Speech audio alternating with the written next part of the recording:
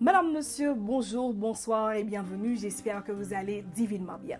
Le parti Aider les engagés pour le développement vous invite le 8 mars 2023, marquant la Journée internationale des droits des femmes, à une conférence débat à l'hôtel Montana et aussi au grand lancement du mouvement Femmes Aider. Mouvement Femmes Aider pour nous dire non contre violence qu'a fait sous femme actifi, violence qu'a fait sous garçon tout. Mouvement Femmes Aider pour nous dire nous voulons pays avancer. Mouvement Femmes Aider pour nous dire nous parer pour nous aider. Autour du thème participation et implication de la femme dans la politique ici en Haïti, défis et perspectives à compter de 10 heures. Vous qui êtes jeune femme, jeune universitaire, jeune professionnelle, femme voyant, femme mapou, naptanou, Hôtel Montana. À noter qu'il y aura aussi une conférence de presse tout de suite après l'activité. Naptanou tout. Ces gens-là nous ont tellement menti que je ne sais même pas par quoi commencer. Du coup, je vais piocher dans mon petit panier.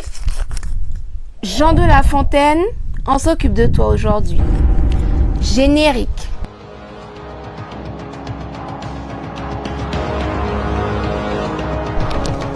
Bienvenue sur Afrique Résurrection, je suis Safia Njoyla, chercheuse en histoire et culture africaine. On en a tous entendu parler, peut-être même que toi on t'a obligé à apprendre une de ces soi-disant fables à l'école. Laisse-moi te dire qu'en réalité, il s'agissait d'un gros plagiat. Ce forceur de La Fontaine, il n'a pas seulement pris une fable, 3 fables, 10 fables qu'il a copiées, c'est des centaines de fables d'Ésope qu'il a carrément recopiées à l'identique et qu'il a servi comme ça à son public pour se faire un nom dans la littérature française. Du coup, permets-moi de te présenter le véritable auteur des fables que tu connais, Ésope. Alors, si tu as entendu parler des fables d'Ésope, on ne t'a pas forcément précisé qu'en fait Ésope était africain. Et on parle pas d'un africain métis type éthiopien, non. On parle d'un africain type soudanais qui était décrit par ses contemporains avec un teint charbon, un nez très large, des lèvres épaisses et des cheveux crépus. Alors Ésope est né et a grandi dans le royaume de Kémet qui est situé dans le sud du continent africain.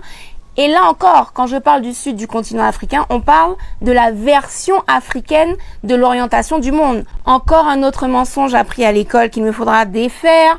Restez connectés à Afrique Résurrection. Ésope étant très intelligent et très avide de découvrir le monde, il part l'explorer, il quitte le royaume de Kémet vers l'Orient. Sauf qu'il est capturé pour devenir esclave. Je vous passe tous les détails parce qu'on n'a pas le temps en une seule chronique. Du coup, si vous voulez tout savoir des aventures juste extraordinaires d'Ésope, je vous recommande le livre de Lilian Thuram, Mes étoiles noires. On fait avance rapide, Ésope se retrouve en Grèce où il est toujours esclave, mais celui qui l'a acheté remarque son intelligence et surtout il remarque que c'est un conteur extraordinaire. La particularité de ces contes, c'est qu'il utilise des animaux dans l'attitude de certains êtres humains. C'est ce qu'on appelle une fable. Et ça, les Grecs ne connaissaient pas du tout. C'est une tradition orale typiquement africaine. Du coup, le maître d'Ésope finit par lui rendre sa liberté par rapport à son intelligence et il finit par réussir à vivre du fait de raconter des fables. En fait, pour l'époque, c'était l'équivalent d'une télévision. C'est-à-dire que les gens venaient de partout le voir pour se divertir. Ces histoires ont rencontré un tel succès qu'elles ont survécu à son décès pendant des siècles. Et c'est comme ça qu'au XVIIe siècle, Jean de La Fontaine naît, grandit et force. Un gros forceur. Le mec s'approprie des centaines de fables d'Ésope. Il change quelques détails par-ci par-là. Il garde les mêmes personnages, les mêmes scénarios, les mêmes conclusions. Et il signe Jean de La Fontaine. Et le système français, bien content de répéter décennie après décennie dans les écoles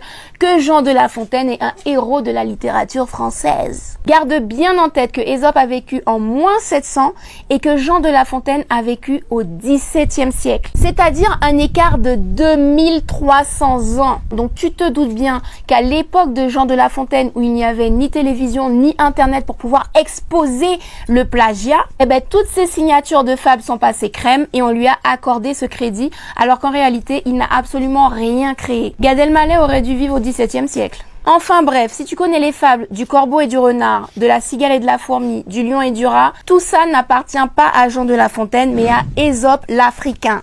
Donc s'il te plaît, répète-le à tes enfants, tes petits frères et sœurs. Mieux encore, partage cette vidéo au maximum parce qu'il faut absolument qu'on soit très nombreux à être au courant de ce genre de mensonges qui ont assez duré. Alors comme tu le vois, j'en ai tout plein d'autres mensonges qui attendent d'être révélés. Donc reste connecté à Afrique Résurrection et on se retrouve très prochainement pour une autre chronique.